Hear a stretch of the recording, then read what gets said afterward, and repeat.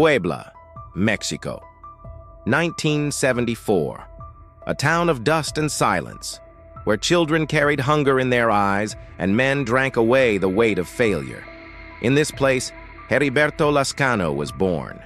He was not born to privilege, not to opportunity. He was born into absence, absence of wealth, absence of promise, absence of choice. His childhood was carved by scarcity, a leaking roof, shoes that split open before they could be replaced, meals stretched thin, tortillas without meat, beans watered down into soup. He grew up watching men in uniform march through the streets. They looked different, clean, sharpened, untouchable. To a boy with nothing, the uniform was more than fabric. It was armor. It was destiny. At 17, Lazcano enlisted in the Mexican army. Not out of patriotism, not out of love for flag or anthem. He enlisted because the army was escape. Escape from poverty, escape from invisibility. The army gave him what poverty had stolen: discipline, routine, a sense that every action, every shot fired, every step taken had weight. He learned to march before dawn, to endure pain without flinching, to handle rifles as if they were extensions of his own body, to kill quickly, cleanly, without hesitation. Weapons, tactics, survival, the creed of the soldier. But for Lazcano, it was more than training. It was transformation. The boy who once stared at soldiers with awe became one. And yet, behind the uniform, behind the drills and medals, something else was growing. Restlessness, disappointment, the realization that loyalty to the flag did not feed your family. Because in Mexico, even soldiers starved. The government paid little. Corruption ate what remained. And Lazcano saw generals drive cars he could never afford, while his comrades sold their boots for bread. Discipline without purpose becomes emptiness. And in the hollow spaces between orders, Lazcano's eyes opened. He began to study the world beyond the barracks. Drug routes cutting through the mountains, cartels richer than entire towns, bosses who commanded not just soldiers but politicians. He noticed something else. Cartel men lived better than generals. Better food, better homes, more power, more fear. In the uniform, he had found discipline. But in betrayal, he began to sense possibility. Because the flag gave him rules. The cartels offered him freedom. The state gave him survival. But crime promised him immortality. And so, even as he saluted the flag each morning, part of him had already turned his back.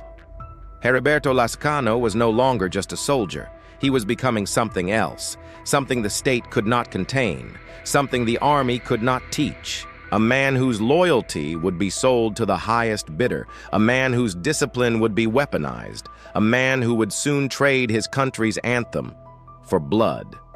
Because betrayal, for Lazcano, was not weakness. It was evolution. The boy who had nothing was building a future out of shadows, and the soldier was about to become a ghost. The 1990s. Mexico's underworld was exploding. Cocaine from Colombia, meth from the Pacific, heroin from the mountains. Every road, every airstrip, every hidden trail became currency. The cartels grew richer than the state itself.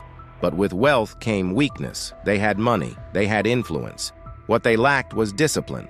The Gulf Cartel, under Ociel Cardenas Guillen, understood this better than anyone. Ociel was ruthless, impulsive, unpredictable. He commanded fear with words and bullets. But he wanted more. He wanted an army. So he turned his eyes toward the very institution meant to stop him, the Mexican Army. Inside its ranks stood an elite unit, Grupo Aeromóvil de Fuerzas Especiales, GAFE, men trained by Americans, men schooled by Israelis, men taught to kill with precision, to hunt in silence, to fight wars that Mexico pretended didn't exist. And OCL made them an offer, not in speeches, not in promises, in cash, in blood, defect. Trade your flag for dollars. Fight for me, not for a government that leaves you starving. The choice was treason. But for many, it was survival. And for a few, it was destiny. Heriberto Lazcano was among the first to cross that invisible line, a line that separated soldier from sicario, loyalty from betrayal, state from shadow. He brought with him his discipline, his training, his cold understanding of order and violence, and soon others followed. Together, they became Los Zetas.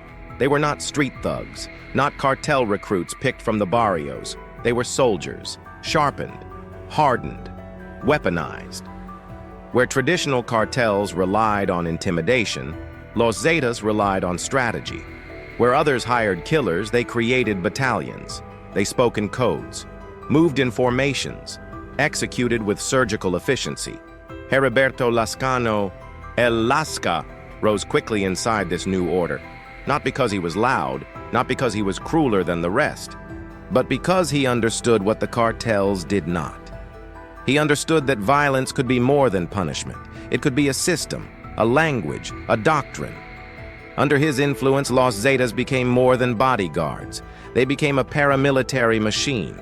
Hit squads trained like special forces, convoys moving like armored columns.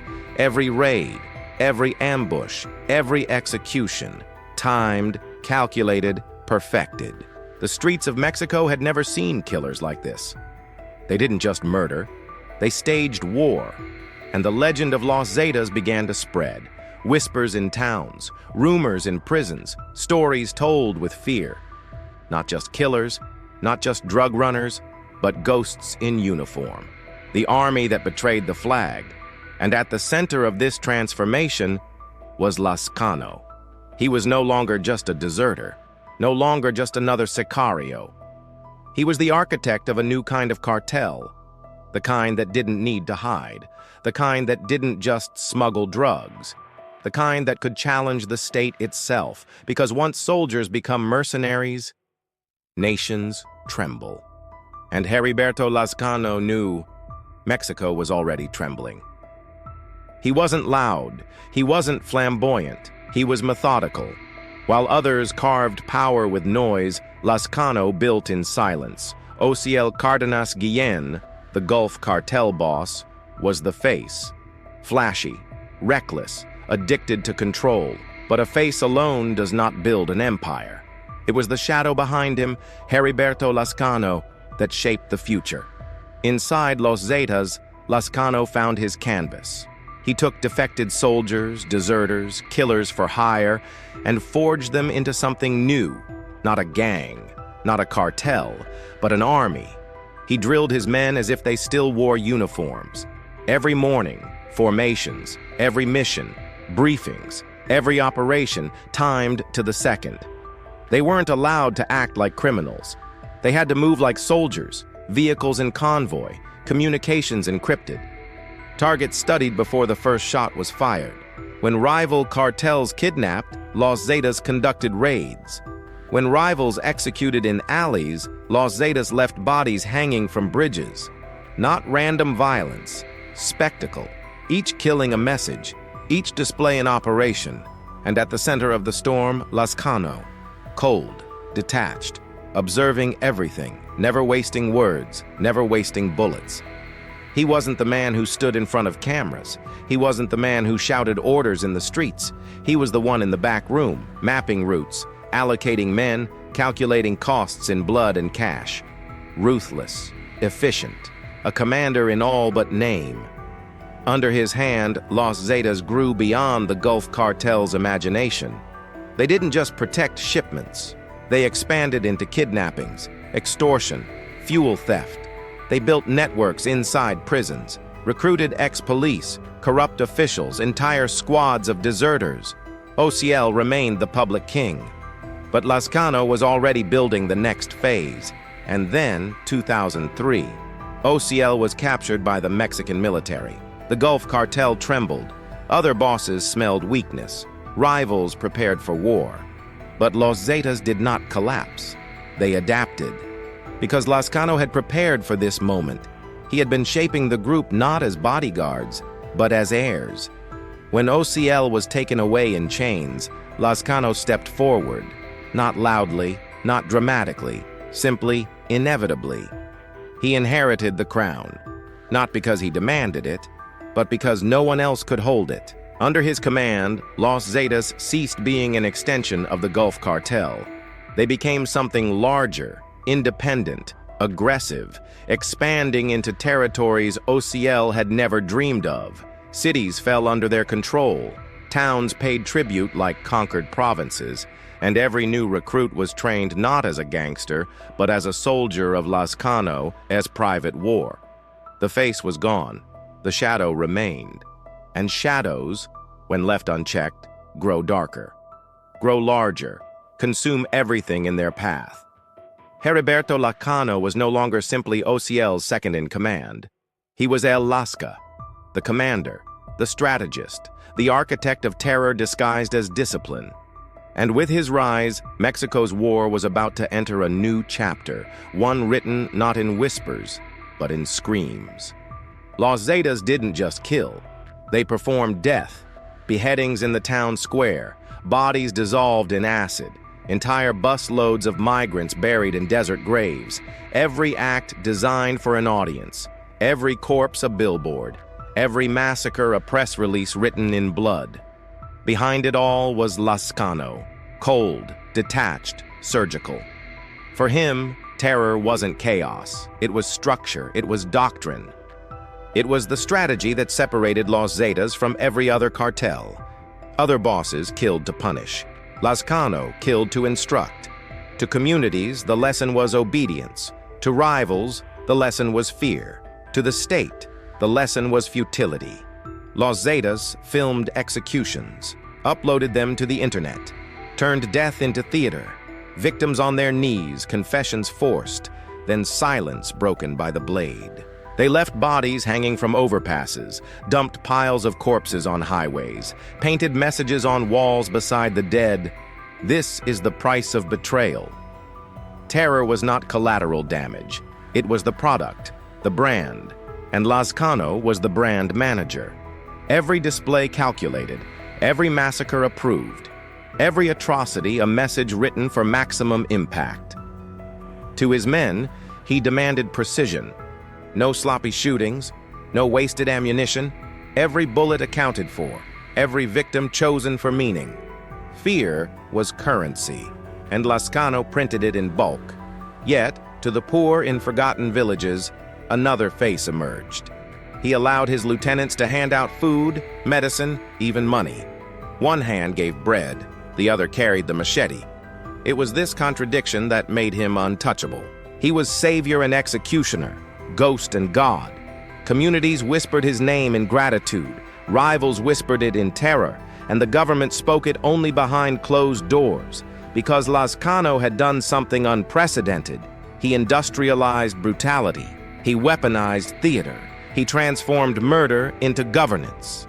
Los Zetas didn't just smuggle drugs anymore. They controlled entire regions through fear alone. Police stations abandoned, mayors assassinated, towns living under curfews imposed not by law, but by Lazcano's decree. And the more grotesque the violence, the stronger the legend became. News outlets reported the massacres with trembling voices. Every headline only amplified his doctrine. Violence as communication, violence as propaganda, violence as business. For Lazcano, death was not the end. It was the message. It was the tool that bent a nation to his will. Because in a land where the government had no face, where justice carried no weight, terror became the only law that people recognized. And Heriberto Lazcano, El Lasca, was its author. He ruled like a ghost, rarely photographed, rarely seen. In an era when other cartel leaders flaunted power, gold chains, bodyguards, corridos sung in their honor, Heriberto Lazcano chose absence. No interviews, no parties, no spectacle. Even inside his own organization, whispers grew, El Lasca isn't a man, he's a myth. And that was exactly how he wanted it. While others painted targets on their backs with luxury, Lazcano dissolved into the shadows. He didn't need the spotlight. He needed control. From safe houses tucked deep in Coahuila, Durango, Tamaulipas, He issued orders. Cold, efficient, absolute. He didn't roar. He didn't boast. He whispered, and men killed. Under his command, Los Zetas became more than a cartel. They became an enterprise. Drugs remained the foundation. Cocaine, heroin, meth, marijuana. But Lazcano had no intention of limiting himself.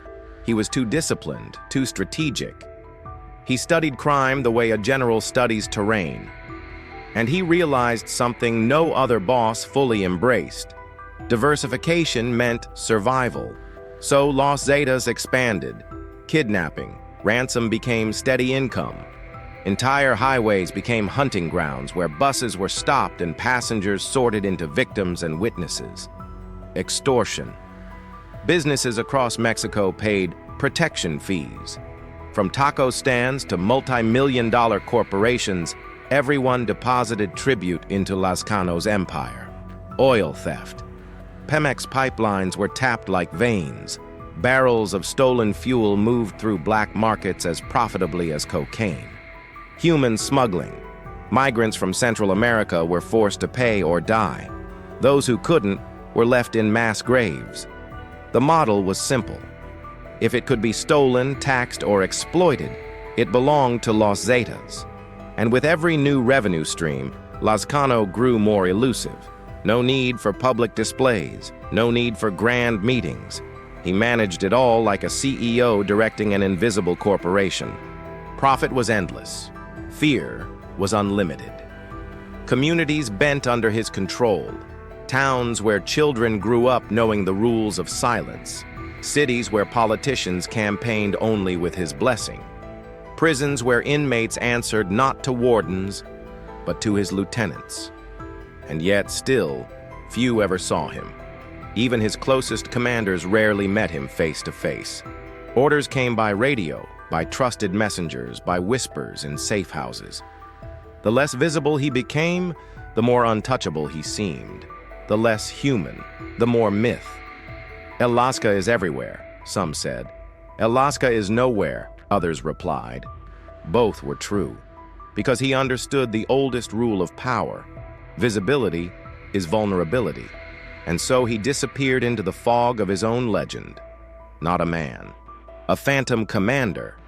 The architect of an empire without borders. The shadow who turned soldiers into predators and predators into kings. 2012.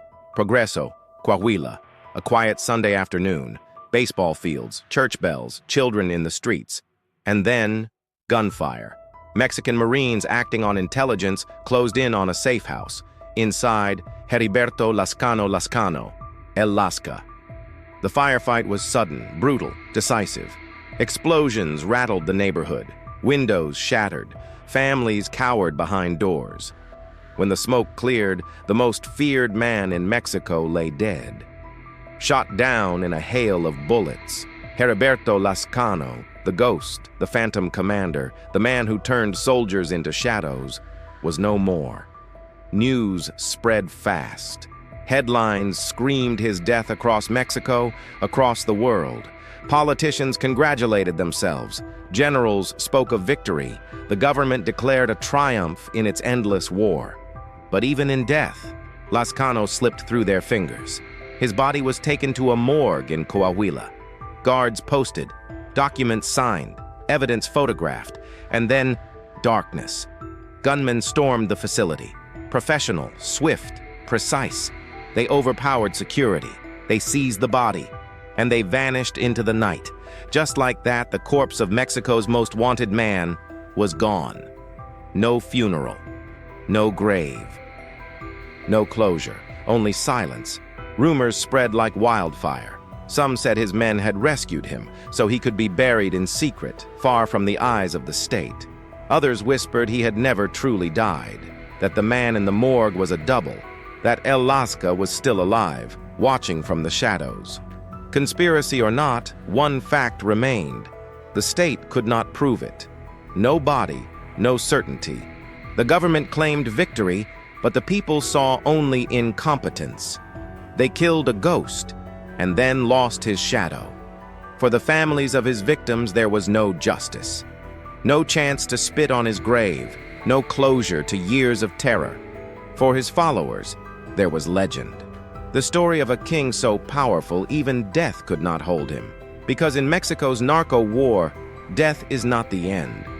It is the beginning of myth. And Heriberto Lazcano's myth only grew stronger in absence. To this day, his name drifts through corridors, whispered in prisons, carved into the memory of every town Los Zetas ever touched. El Lasca is gone, some say. El Lasca is eternal, others answer. But one truth remains. The man who commanded armies of deserters, who built an empire on terror, who industrialized brutality, did not leave behind a corpse. He left behind a question. And in Mexico, questions are sometimes more dangerous than answers. Today, Los Zetas exist in fragments, broken pieces of a monster that once moved like a single body. Some splinter groups are weak, bleeding men and territory. Others remain strong, carving new empires in border towns, mountain passes, oil fields. But all of them, every cell, every offshoot, still drips with Lazcano's blueprint. Because Heriberto Lazcano wasn't just a leader, he was an architect. He didn't simply run drugs. He engineered fear into a business model. And that model survived him. The kidnappings continued. The extortions multiplied. The fuel theft became an industry of its own. Entire economies, illegal economies, still run on the systems he designed. His men scattered after his death, some pledging loyalty to new bosses, others forming their own factions. Cartel del Noreste, old-school Zetas, regional gangs with familiar scars, each one claiming a piece of his ghost, each one applying the same doctrine, control through terror, because Lazcano taught them something deeper than drug routes. He taught them discipline, structure, the art of turning violence into governance. That discipline didn't die with him. It was passed down like inheritance, like scripture, and Mexico still pays the price. In Tamaulipas, families vanish by the hundreds. In Coahuila, graves are dug wide enough for villages. In Nuevo León, business owners pay taxes not to the state, but to men with Lazcano's training in their blood. He is gone. But his shadow is stitched into the country itself. Corridos still sing his name. Whispers still circle in prison yards. Even the new generation of cartels, CJNG, Splinter Sinaloa factions, mimic the tools he perfected. Spectacle killings, public executions, videos as propaganda. That was Lazcano's gift. That was his curse. Because he didn't just show Mexico how to smuggle cocaine, he showed it how to weaponize fear, how to build an empire not on loyalty or respect, but on silence and terror. And that kind of lesson doesn't fade. It replicates. It multiplies. It infects. Heriberto Lazcano left no grave, no body, no marker in stone. But he left something far more enduring, a manual. A manual written in screams and blood. One that others read, memorize, and execute with precision. Today, Los Zetas, as he knew them, may no longer exist. But the splinters, the children of his doctrine, are everywhere. From highways to prisons, from villages to cities, from the mountains of Coahuila to the oil fields of Veracruz, each massacre, each corpse hanging from an overpass, each mass grave unearthed in the desert, all of it traces back to the Phantom Commander. Because Heriberto Lazcano wasn't simply a drug lord, he was a system, a methodology, a blueprint etched into Mexico's soil. And blueprints outlive architects.